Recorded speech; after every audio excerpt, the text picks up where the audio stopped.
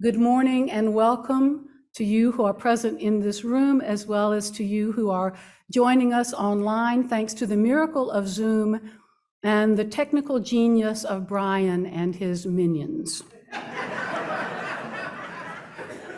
Notre discours plénière ce matin est gracieusement parrainé par Andreas et Tracy Teich avec nos remerciements. This morning's plenary address, oh, you got that. Very good. You have become bilingual in 3 days. It is graciously sponsored by Andreas and Tracy Teich with our deep gratitude. Je m'appelle Marie-Louise ou bien Mel Bringle. Je suis entre autres ancienne présidente de cette société. I am Mary-Louise or Mel Bringle, among other things, former and not quite yet ancient president of this society. That's a bilingual joke. J'ai l'honneur de vous présenter ce matin notre conférencier distingué, Lester Ruth, qui est professeur de recherche sur le culte chrétien à Duke Divinity School en Caroline du Nord. I have the great honor of introducing this morning's conference speaker, Lester Ruth, who is professor of Christian worship at Duke Divinity School in North Carolina. Remarquez qu'en anglais sudiste aussi bien qu'en français, ça se prononce en 3 syllabes. Caroline, Carolina. If you want to say it like a native, it is a 3-syllable word. Carolina. Professeur Ruth est renommé pour sa passion pour le basketball féminin Duke, aussi bien que pour sa contribution significative à notre compréhension de la manière dont le culte classique peut ranimer l'Église d'aujourd'hui. He is well known for his passion for Duke women's basketball, as well as for his significant contribution to our understanding of the way in which classical Christian worship can enliven today's church. Il propose d'aborder avec nous la question provocatrice et quasi biblique: peut-il quelque chose de bon sortir d'un Canadien Nazareth? He has proposed to tackle with us the provocative and quasi-biblical question: can anything good come out of a Canadian Nazareth? Comme Philippe répondit à cette question posée par Nathanaël dans l'Évangile selon Jean, viens et vois, venez et voyez. As Philip responded to Nathanael when he posed this question in John's Gospel, come and see. Professor Ruth, on est venu, on a hâte de voir ce que vous allez nous offrir. We have come. We are eager to see what you have to present to us.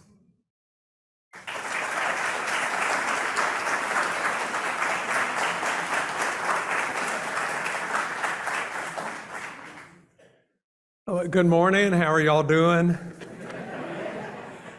I think I'm going to always ask to be introduced in French from here on out because I sound much more impressive in a language other than English. So thank you so very much for the kind introduction, and I thank you so very much. I appreciate all of y'all who've made it possible for me to be here today. It's been great to see old friends and to make lots of new ones. So I realize that there's food at the tail end of my time this morning, so I don't want to hesitate any longer. Let me go straight into what I would like to speak about.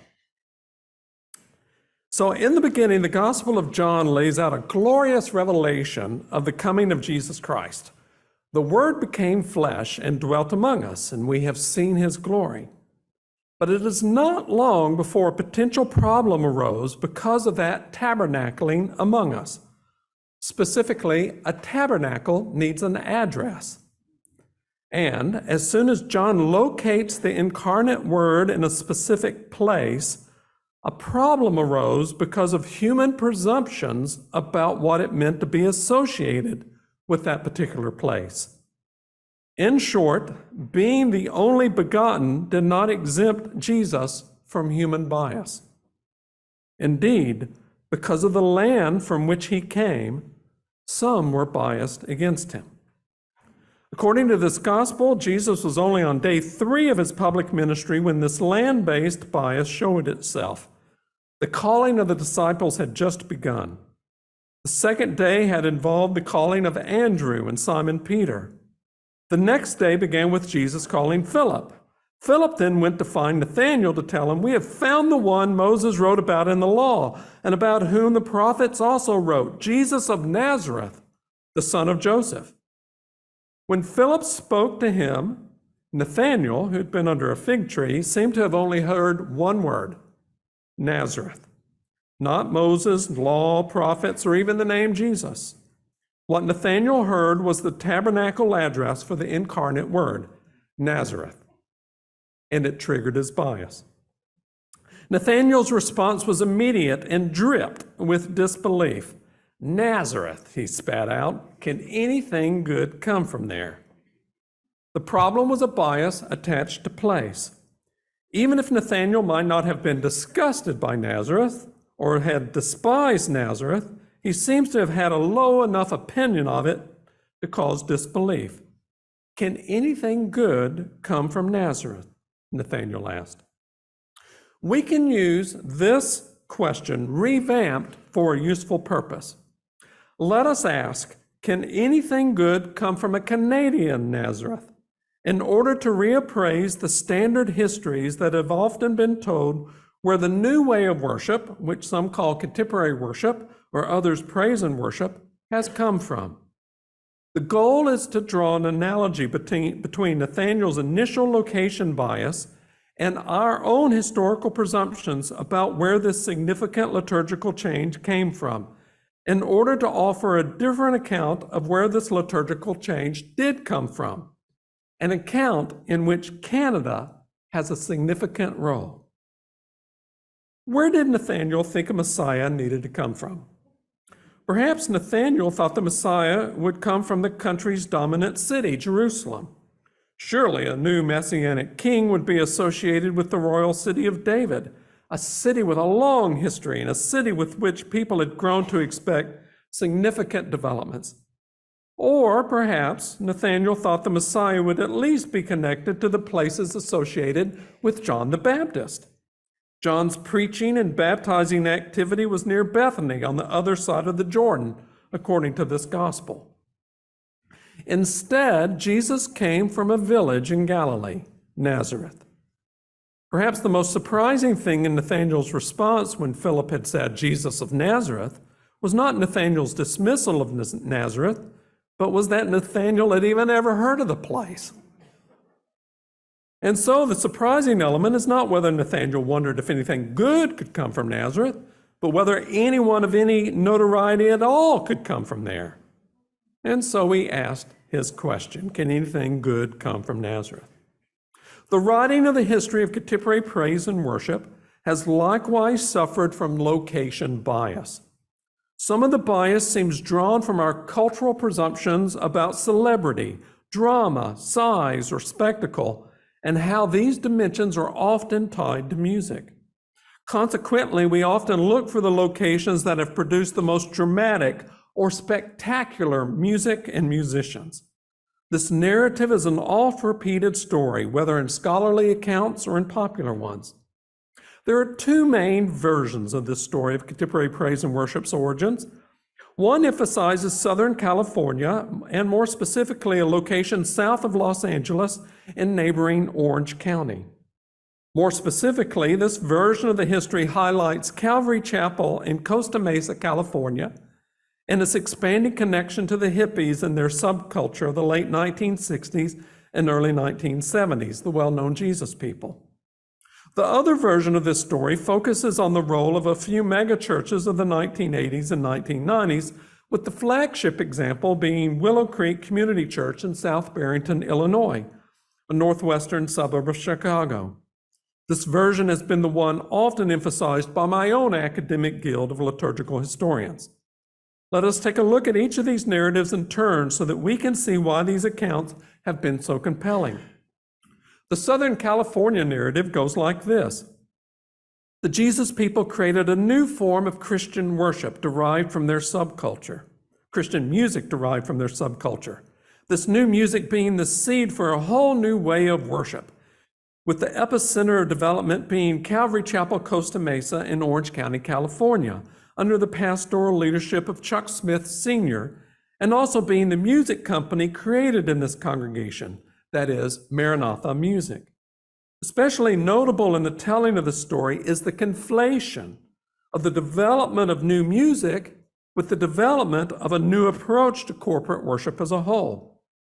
Beyond the enticement of the music, the locations for the Costa Mesa origin story are either scenic, dramatic, or both. Consider, for example, the location for Calvary Chapel's baptisms, a small beach with rock cliffs at a nearby state park. The location is both scenic and dramatic, capturing the imagination of photographers then and now. It is an idyllic, iconic setting. It is the vitality of the Jesus People movement surrounded by natural beauty on public display. Eyes are naturally drawn to it. And even when Calvary Chapel was not conducting its ministry at the beach, the use of a circus tent for a period of time in order to accommodate the growing crowd was as dramatic. And so it has been portrayed, whether by popular media at the time or scholarly literature since. The places associated with Calvary Chapel, Costa Mesa have been portrayed as significant sites from which arose a new stream of music, out of which has come a new way of worship. This portrayal has been reinforced recently by release of a new movie, The Jesus Revolution. How many have seen that? A few. That highlighted both the beach and tent settings.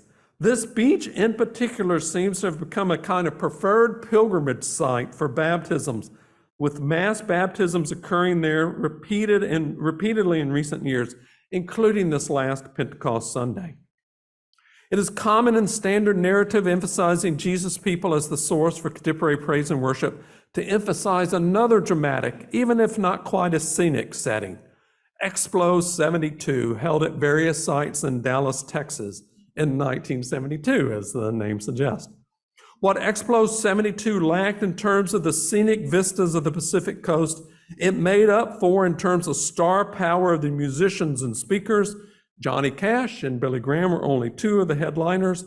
Location, the Dallas's Cotton Bowl was the main site, and sheer number of participants. The number attending the concluding concert held on the site for a future freeway just north of downtown Dallas was, by some estimates, almost 180,000 people. Like the events in California, the event was photogenic and thus played well in national media. In the standard Jesus People narrative, what got birthed in California was disseminated in Dallas, namely a new kind of Christian music that had led to a new way of Christian worship. Now, like I said previously, another narrative exists for origins of contemporary praise and worship, one that does not emphasize music quite as much, but instead stresses an evangelistic motivation for changing worship stylistically, including music. This explanation has been standard within the academic liturgical guild especially. It highlights a few megachurches, especially Willow Creek Community Church in South Barrington, Illinois, suburb of Chicago. Willow Creek started with some highly creative youth ministry in the Chicago suburbs in the 1970s. By the late 1980s and early 1990s, it had grown into an independent megachurch, attracting both national media attention as well as hordes of church ministers who wanted to experience Willow Creek's seeker-sensitive style, to see what the services were like, and to learn how to replicate something of the same in their own context. It is wrong to totally discount the contributions of either one of these two historiographies, and I'm not trying to do that. Whether the California-based Jesus People narrative or the Chicago-based megachurch story, there's something true about both of these.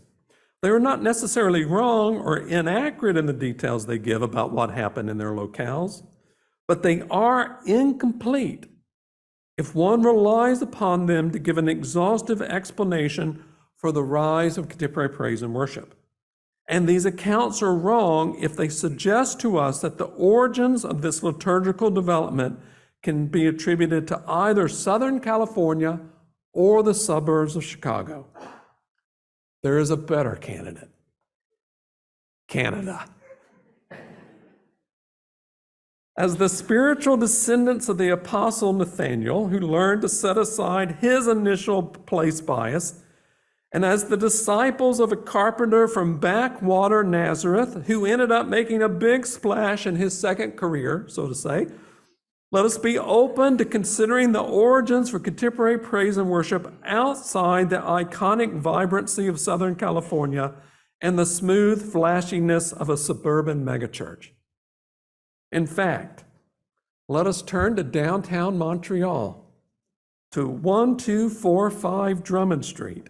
And if you walked to the church last night, you crossed over Drummond Street, to a location a mere 850 meters from the Roddick Gates entrance to McGill University's. 850 meters, that's just under 2,800 feet, or just over half a mile for those of us who were metrically challenged. That is a mere 1,000 steps, or about a 10-minute walk, from one of the most significant sites that started a ripple effect that ended up reshaping worship globally. You may not have realized it when you showed up at McGill University this week, that we were meeting in the shadow of liturgical significance. Here is 1245 Drummond Street today.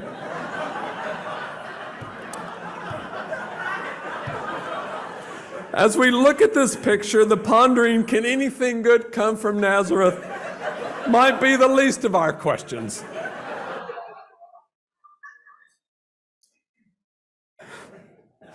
And I walked by there yesterday. This is what it still looks like. I did not go in, however.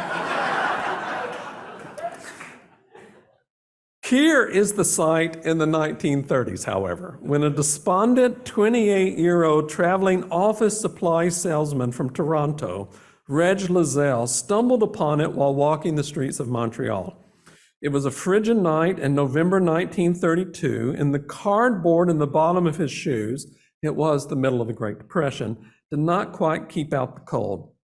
Shivering and lonely, his family had stayed home in Toronto. He came to 1245 Drummond and was intrigued by the sign that said, "Jesus Saves." He discovered that the building, which had once been a theater, had been turned into a Pentecostal church, Evangel Temple. He stepped inside and discovered a vibrant congregation. It was here that Lizelle became a Pentecostal Christian. And it will be out of Lizelle's Pentecostal commitments and theologizing that the root ideas that stand behind global contemporary praise and worship will come. And so, in a sense, the story of contemporary praise and worship starts at 1245 Drummond Street in Montreal. Why emphasize this salesman from Toronto as the headwaters for the history of contemporary praise and worship? Did he write any new songs? No. Was he a sales-breaking author? No. Was he a well-known circuit speaker? Not yet. Indeed, in 1932, he was still 14 years away from full-time pastoral ministry. But when he did enter ministry in 1946, he would be the one who would craft the biblical theology that has served as the engine and the guide for the development of praise and worship as a new way of worship. Moreover, the people and the churches he impacted with his theology would bring about some of the most significant developments in worship in the latter half of the 20th century. Notice the alternative emphasis within this historiography of contemporary praise and worship. Rather than start with music and songwriting, a truer, more complex picture, I believe, of this history begins with biblical theologizing, grappling with the scriptures to develop a vision for what the liturgical activity of God's people ought to be. Within that theological vision and arising out of it is the energy that would drive much of the subsequent songwriting, as well as provide the context for this new music in its standard liturgical use. Moreover, by emphasizing theology rather than new music, we can shift the focus to other locations, including Canada, and see the breadth of what has arisen liturgically. The story continues with Reg Lozelle a bit later and on the other side of Canada. Through his activity in the late 1940s, the Fraser River Valley in British Columbia would become the initial epicenter for liturgical revolution, especially the cities of Abbotsford, Mission, and Vancouver. Almost 14 years after his experience in Montreal, Lozelle, now recently retired, received an invitation from the Pentecostal Assembly of Canada's district superintendent in British Columbia. He accepted and found himself in January 1946 in Abbotsford, a small town just north of the Canadian-U.S. border. The first 2 nights of his meeting in this small Pentecostal church had been abysmal. That situation sparked Lozelle to spend a day in prayer and fasting for a turnaround of the meetings he was leading. Around noon, a scripture verse came to him, Psalm 22:3. But thou art holy, O thou that inhabitest the praises of Israel. Lozelle dedicated himself for the remainder of the day, even as the meeting began that evening, to filling this place with the praises of God. He walked all around the building, including the restrooms, praising God. Why, I'm not quite sure, the restroom. Perhaps I was going to make a bad joke about some move of God there, but I won't. When a move of God began that evening, not in the restroom, but in the sanctuary, even as the first hymn was being sung, a revolutionary movement occurred for Lozelle. He believed God had shown him the key to maintaining revival in the church through praise as the habitation for divine presence. He dedicated himself to searching his English Bible concordance for the remainder of the week to expand his knowledge of biblical praise. Soon he latched onto another verse that would be a linchpin to his teaching on praise for decades afterwards. Hebrews 13:15, which read, By him, therefore, let us offer the sacrifice of praise to God continually. That is the fruit of our lips, giving thanks to his name. Lozelle understood this verse as a positive command to offer praise as a volitional act of the worshiper. Simply put, he understood this verse as a command for Christians to offer praise regardless of human feelings or emotions. Lozelle saw in this verse that it was a good and right thing always and everywhere to give thanks and praise to God, whether or not one ever felt like doing so. These two root ideas, God inhabits praise and Christians have a positive command to praise, were the mustard seeds out of which would grow the expansive liturgical world in global Pentecostalism in the second half of the 20th century. This theology led to the development of congregational practices in which worshipers engaged in an extended period of congregational praising. Once the manifest presence of God, as they would call it, was experienced, then the liturgical activity shifted to worshiping, praise to worship, exaltation to adoration. Over time, this rhythm of praise to worship became increasingly musicalized and then standardized, leading to praise and worship as a distinct, music-driven way of worship by the last third of the 20th century.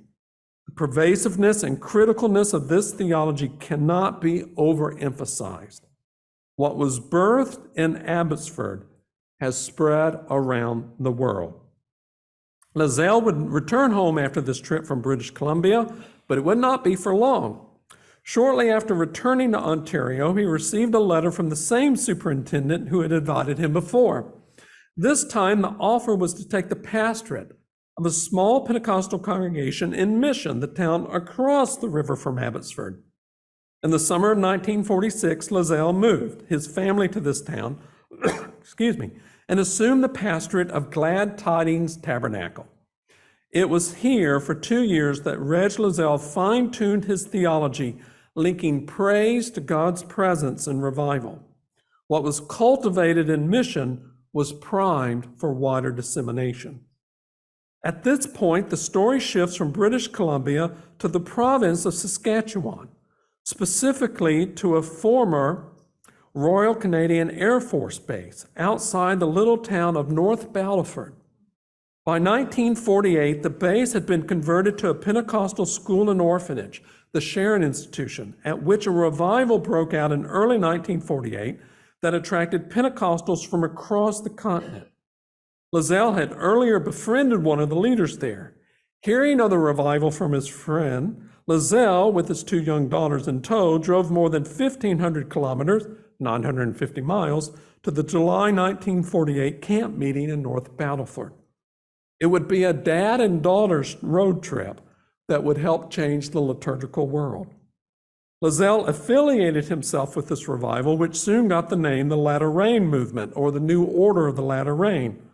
Lazelle's emphasis upon a scriptural restoration of praise as the way to experience God's presence in congregational worship and as the way to continue revival and revitalization fit well with the general theological emphases of this Latter Rain movement.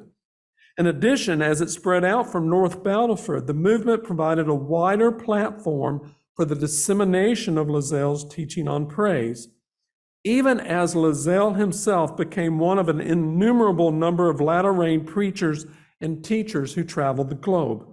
Everywhere he and they went, the message of God inhabiting or dwelling in the praises of a worshiping people was disseminated.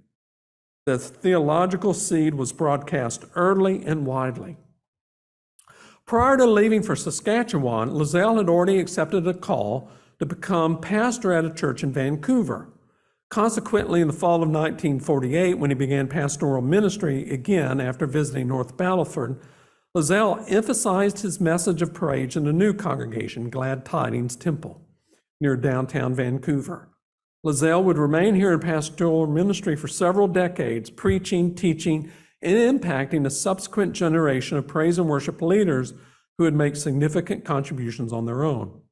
In addition, Lazelle's teaching was widespread throughout the Latter Rain movement as it spread globally. By the 1960s, Pentecostals beyond the Latter Rain were picking up the praise to presence approach and making it more widespread. First, in the charismatic renewal movement and among independent Pentecostal congregations, and then among established Pentecostal denominations like the Assemblies of God. In the 1970s, further theological developments and an evolution of congregational practices led to a strong musicalization of the praise to presence approach, so that praise and worship by that name had become a distinct way of worship, driven along by extended periods of congregational singing, led by someone increasingly known as a worship leader. By the 1980s, written resources and teaching venues were in place to further mainstream the approach across congregations and denominations. And by the late 1980s, additional elements of a supportive infrastructure had come into place, not the least of which were companies offering ways to use, without violating copyright restrictions, the plethora of songs available for praise and worship. But who in the late 1940s would have guessed that on this inconspicuous corner in a converted YMCA building in Vancouver, that this place would be a seedbed from which much of these developments would sprout? No one did. If there's no glamour, no notoriety, no size, no immensity, no coolness, no drama, no overwhelmingly beautiful aesthetics, and no popular media coverage, why would anyone have expected anything at all, not to mention anything good, to come from an inconspicuous Nazareth, whether ancient or Canadian? It was the beach in Southern California, not the intersection of Montrose and Laurel and Abbotsford, that had all the visual appeal. It was the hippies of Southern California, not a middle-class Pentecostal family from Canada, that had all the hipness. It was the spectacle of an outdoor music festival in Dallas, or the slickness of a seeker service in suburban Chicago, not a converted YMCA building on Canby Street in Vancouver, that were the darlings of popular media. One wonders if Nathaniel ever found himself later in life chuckling at the deep irony of his initial location-based assessment of Jesus. Can anything good come from Nazareth? Nathaniel had originally thought it could not, but he was wrong, profoundly and ironically wrong. A historiographical lesson can be learned from this Nathaniel story by asking my parallel question: can anything good come from a Canadian Nazareth? Indeed it can, and it has. In fact, Canada, I would argue, not Southern California, not Dallas, not suburban Chicago or any place in the United States, Canada is a better place to look for the historical origins of contemporary praise and worship. This reappraisal is not just a matter of better historiography, but is a theological issue too, I think. Are histories on Christian events written by Christian researchers fully accurate if they consistently imply that significant events only occur in visually compelling places among prominent celebrity people, especially prominent musicians? If so, how can that approach, even if a subtle one working mainly in the realm of suggestion and implicitness, how can that approach be true to the revelation of God in Jesus Christ? To be true to this revelation, surely Christian history, writing Christian history as a Christian historian, means going beyond just speaking on Christian topics and Christian figures. Surely something of a Christian perspective is needed. And part of that perspective is the willingness to look for overlooked Nazareths and the people who come from there. If the Messiah, according to Isaiah, had no beauty or comeliness that we would be attracted to him, why should we approach Christian history with the assumption that the most visually compelling places, often dramatized as such by popular media, are the locations at which true significance has occurred?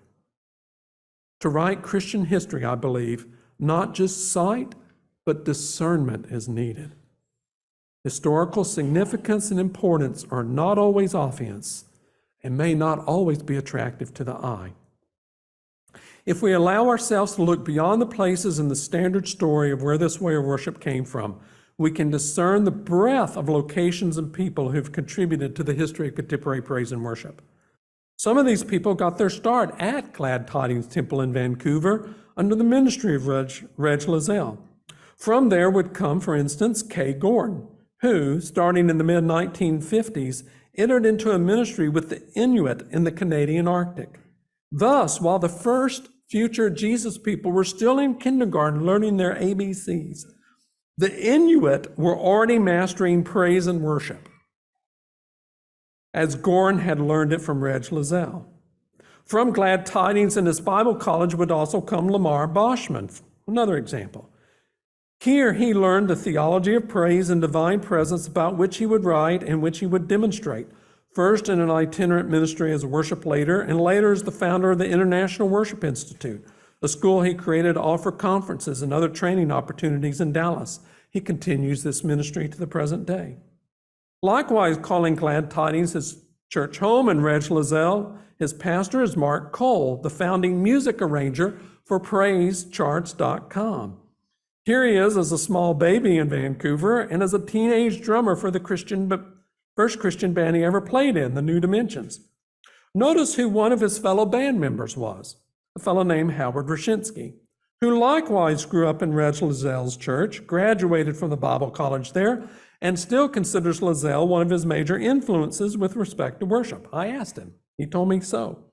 Just a member of a teenage band in this picture, within 20 years of this 1970 photograph, Roshinsky would be the founding chief executive of a new company, first called Star Praise, and then Christian Copyright Licensing International, CCLI.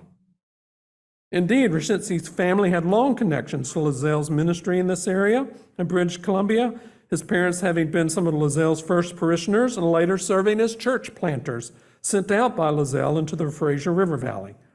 Moreover, just to add icing to the cake, Roshinsky's mother-in-law had been a student in North Battleford when the revival broke out there in 1948. Roshinsky would rise to significance within this history, not within his original Vancouver congregation, but in a Portland, Oregon congregation, Bible Temple, that's been overlooked by historians, except my friend Adam Perez, there at the top of the stairs. By the 1970s, this congregation had become a major educational location within the Latter Rain movement for the developments of materials and people teaching the praise to presence theology, as well as the musical techniques for implementing it in congregations. Cassette tapes of its praise and worship services were sent around the globe, and books written by its instructors in its Bible college were widely influential. This is the congregation, too, in which CCLI would be birthed in the 1980s. And how did Bible Temple first learn how to do praise and worship? Reg Lozelle and his close colleague, David Schock, visited there in 1965 and taught the congregation how to worship that way. A global network of smaller latter-rain congregations and institutions supplemented the work of larger congregations like Bible Temple. Each was an early foothold for praise and worship until the liturgical phenomenon began to be more widely picked up in the 1970s and 80s. For example, in Toronto, there was Faith Temple Church, pastored by Winston Nunez. Similarly, the Apostolic Church, located about 6 kilometers due south of here on Rue Gordon, was once a vibrant latter-rain congregation. Nazareth's all. As the original revival in 1948 had participants from across the continent, so too institutions and congregations across the continent, even the world, absorbed its theology and way of worship. Elam Bible Institute, a Christian liberal arts school in western New York State, was one of these. It would soon be a network hub for a group of like-minded congregations and ministers across that region. So too was Bethesda Missionary Temple in Detroit, Michigan, guided by its pastor, Myrtle Bill. Having heard of the latter-rain revival, Bill had traveled to Vancouver in late 1948 to visit Reg Lozelle's church.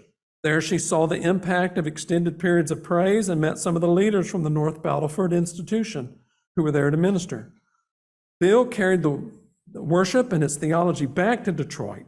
Bethesda was soon a dynamically growing congregation with connections across the breadth of the latter-rain network. Even as critical as this latter-rain aspect is to the liturgical history, let's not forget that there was a parallel strand of liturgical developments with its own Nazareth sites contributing to changes in the latter half of the 20th century. This parallel strand was also driven theologically by the Bible, but not by Lozelle's Psalm 22:3 praised presence theology. Instead, this parallel strand was concerned with creative liturgical adaptations in order to bridge the gap to people it wanted to reach evangelistically. One of the earliest and most influential Nazareths for this parallel strand would have been 220 South Michigan Avenue in downtown Chicago, Illinois, the location for that city's orchestra hall.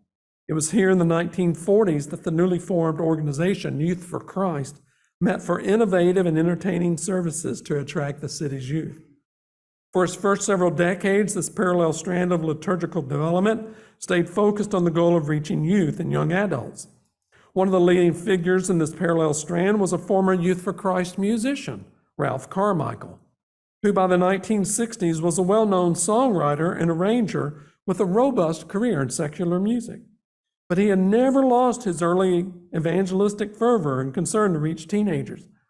Indeed, discovering that his own teenage daughter had been slipping out to the family car parked in the driveway of the suburban Los Angeles home to listen to pop and rock on the radio, cemented his commitment to replicate the sounds of the radio in new Christian songs written for youth. The result were songs and youth musicals that would become classics. Carmichael was not the only one to be producing musicals targeting youth. Another Nazareth in this fuller history, Glorieta Baptist Assembly in New Mexico, witnessed the first. There, Good News was performed on June the 10th, 1967, in Holcomb Auditorium on that campground. This parallel strand of liturgical development was not just focused on youth, and its creativity and experimentation expressed itself in ways more than music. One of the sites for much of this alternative innovation was in north central Dallas, Texas, where a young seminary professor in worship, James F. White, was experimenting with early forms of contemporary worship. Shaped by the communications theory of a Canadian professor, Marshall McLuhan, and concerned that the new medium of television had reshaped Americans so that they would be bored by a word-heavy, visually boring form of worship, White experimented with new forms of worship in the small chapel, Cox Chapel, at his home church of Highland Park United Methodist, as well as in seminary services at nearby Perkins Chapel, the worship space at Perkins School of Theology, White School.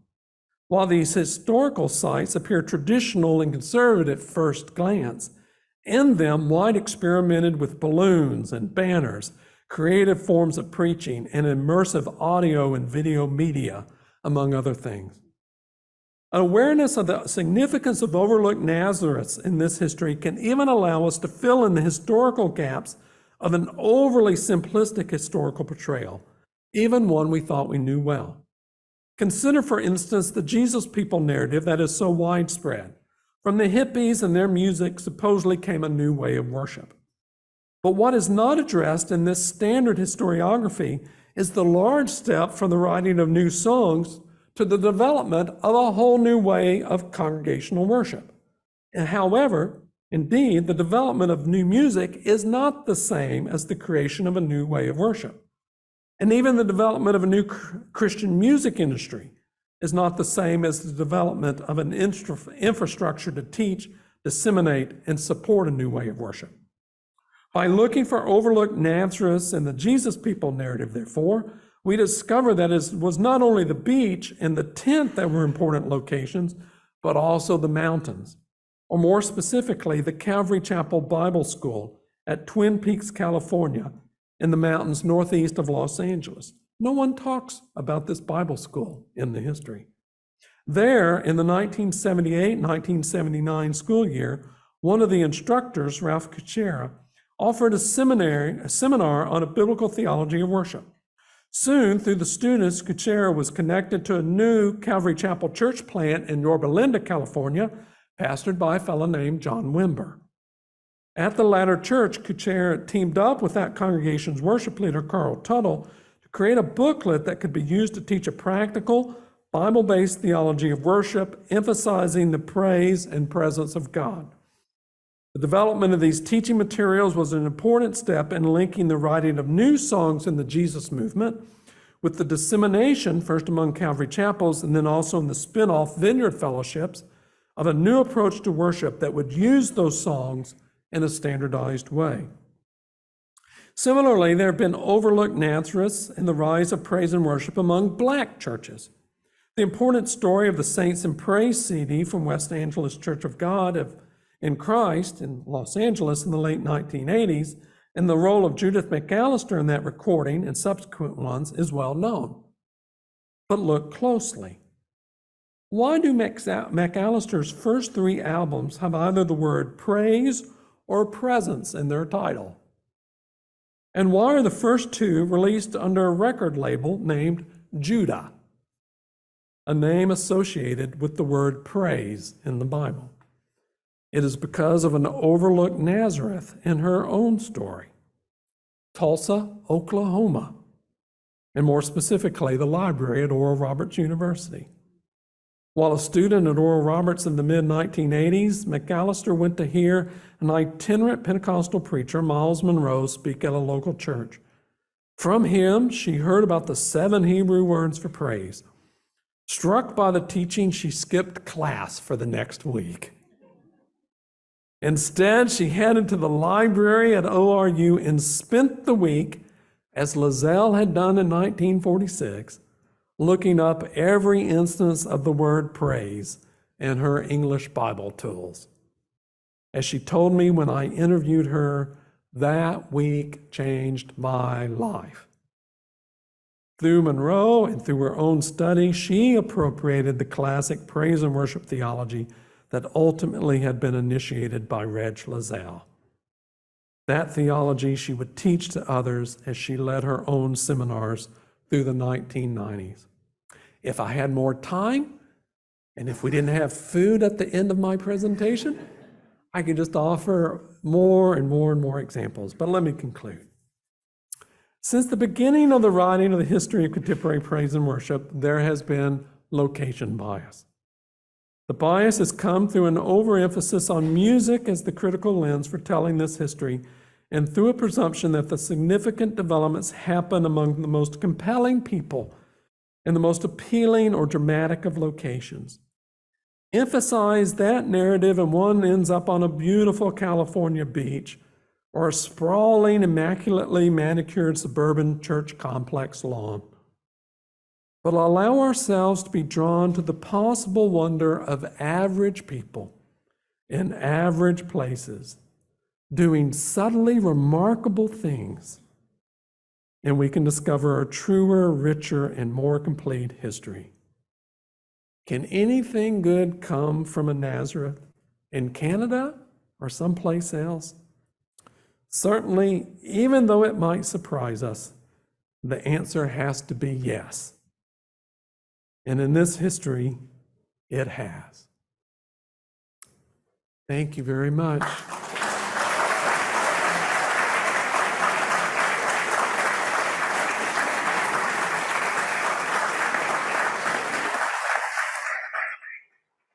Thank you.